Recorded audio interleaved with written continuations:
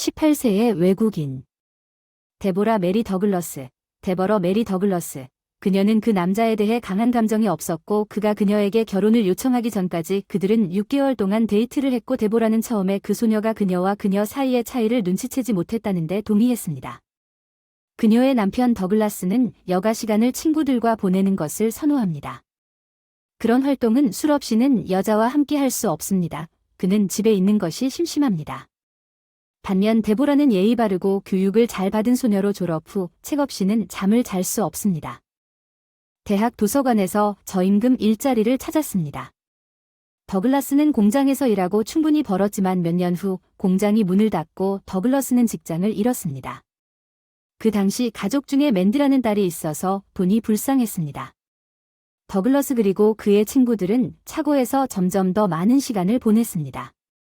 데버러는 남편에게 적어도 한 가지 아르바이트를 찾아달라고 요청했습니다.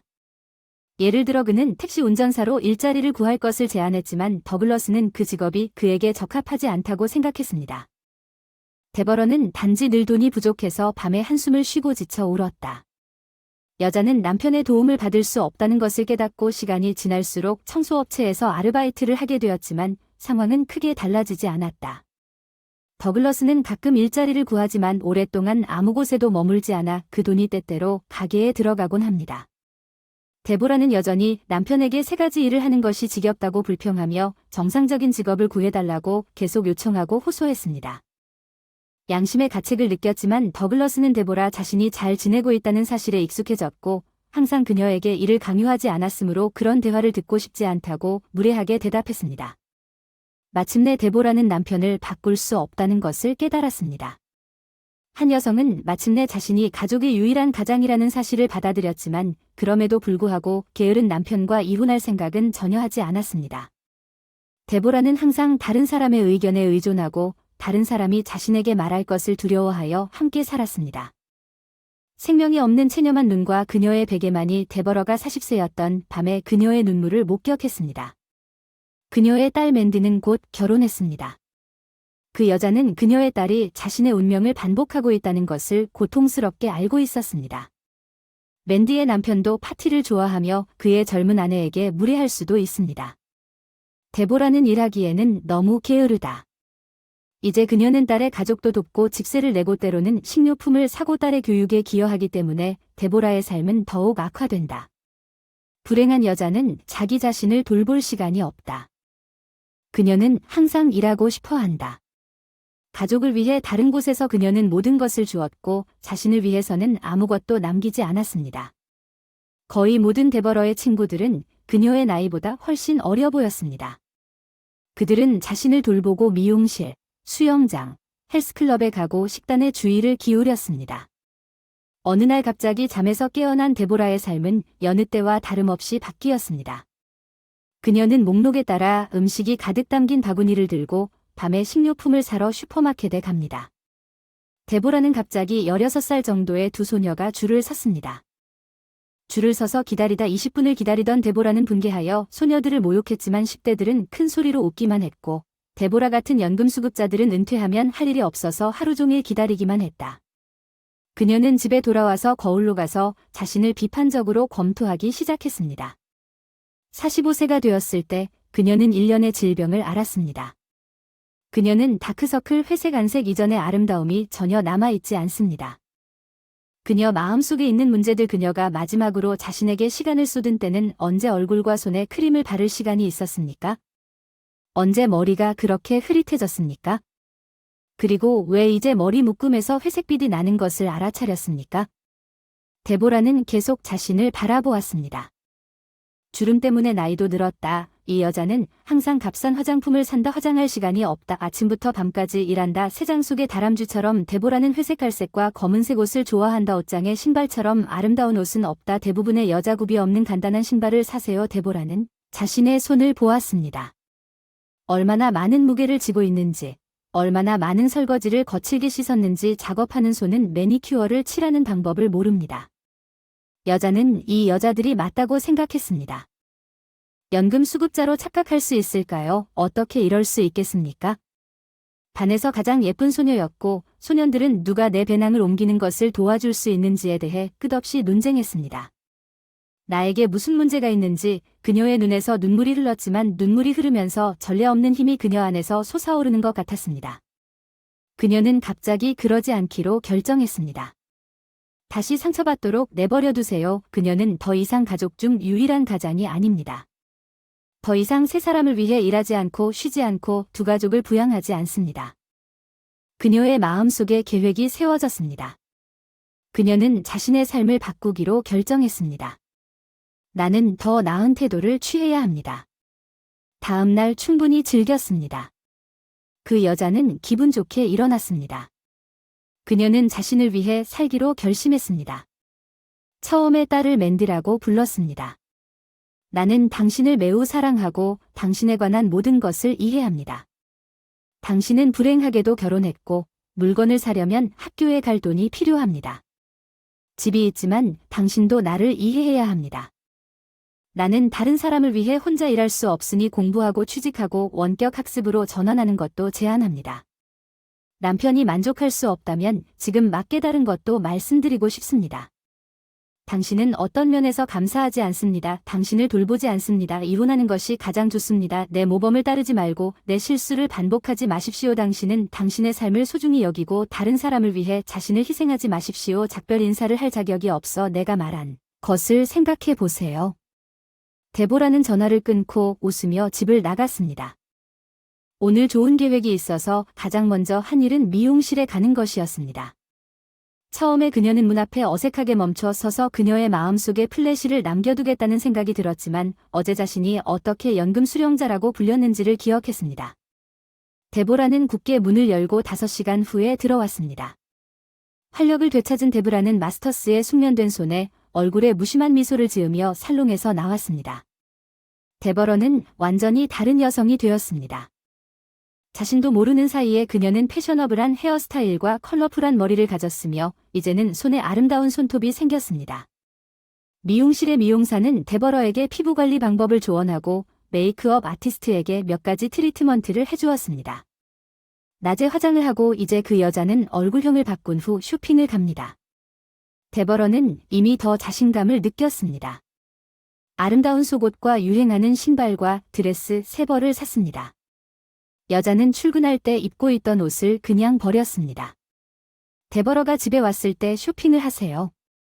맨디가 들어왔을 때 그녀는 놀랐어요. 엄마 얼마나 아름다워졌는지 모르겠어요. 심지어 몇 년 더 젊어 보이도록요. 이것에 얼마를 지불하셨나요? 부엌으로 가세요. 데버러가 엄마 얼굴에 행복이 가득하다고 말했어요. 갑자기 내가 여자라는 걸 깨달았어. 난 한 번도 애지중지한 적이 없어. 넌 아무것도 사본 적 없어. 넌 매달 이발소에 가서 손톱 손질을 하고 오늘은 난생 처음으로 미용실에 가. 난생 처음으로 이렇게 행복했던 적이 없었을지도 몰라. 내가 너를 낳았던 그 날을 지금도 그대로 기억한다. 나는 엄마가 되었고 오늘은 오늘부터 머리 모양도 바꾸고 물건도 샀기 때문에 영원히 기억할 날이다. 나는 내 인생을 살 것이다. 수영장과 피트니스 강습에 등록할 거예요. 여가 시간에 흥미로운 취미를 찾을 거예요. 시간이 없어서 읽을 수 없는 책을 다 읽으세요. 그리고 늘 미루던 다른 많은 일들을 하세요. 그리고 당신은 당신 자신의 인생을 만들어주세요. 무엇을 생각해보세요. 지금 이 문제에 대해 남편과 확실히 얘기하고 싶군요.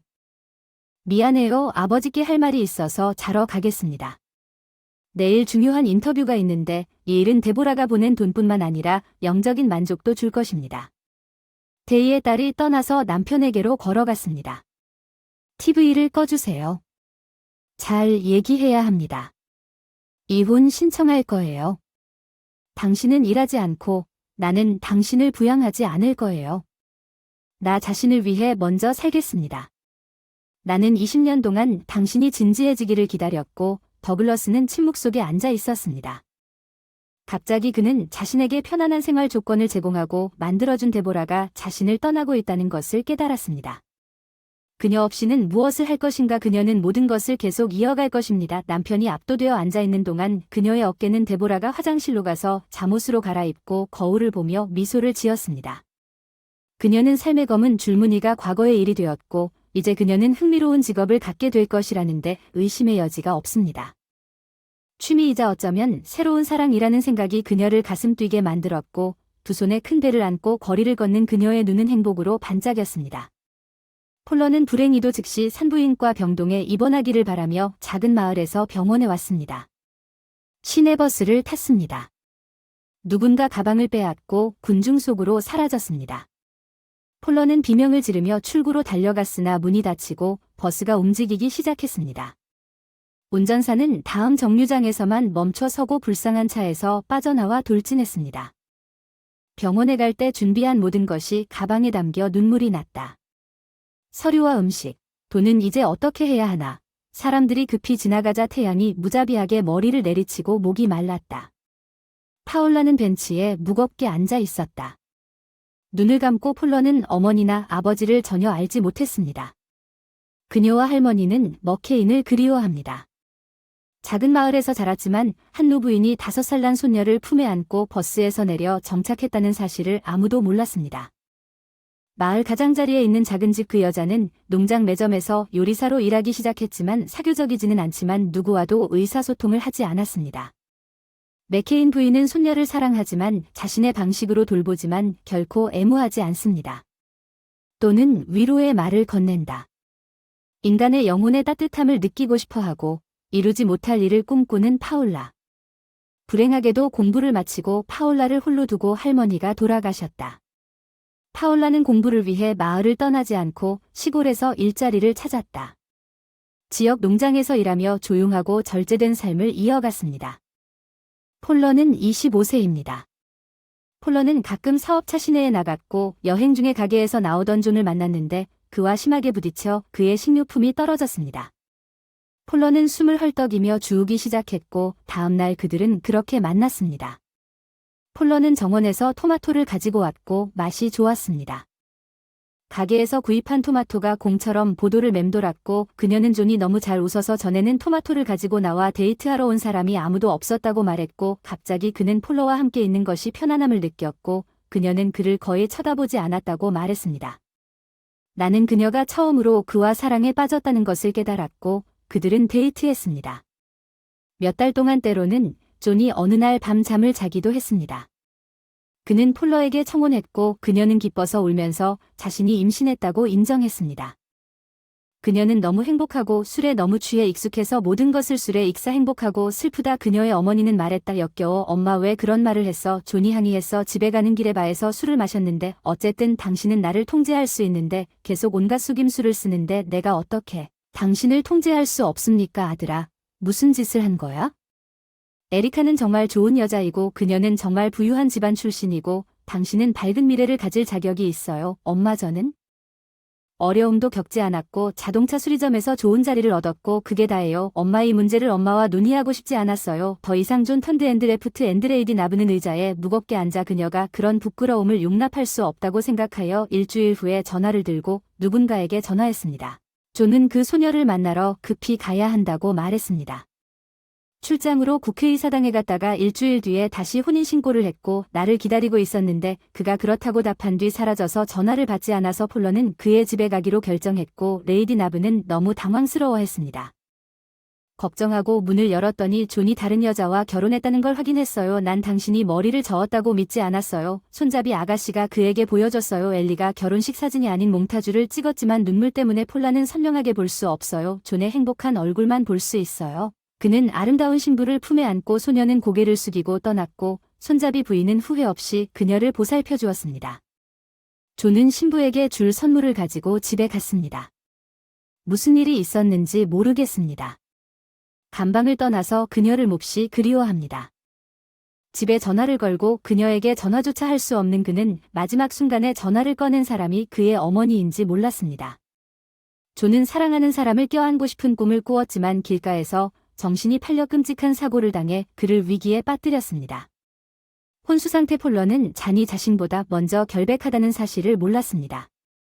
그녀는 인간의 비열함이 그들을 분리시켰고 그녀의 연인이 많은 수술을 받고 혼수상태에 빠졌다는 사실을 의심하지 않았습니다. 폴러는 자녀를 위해 살고 그들에게 자신을 헌신하기로 결정했습니다. 건강한 아기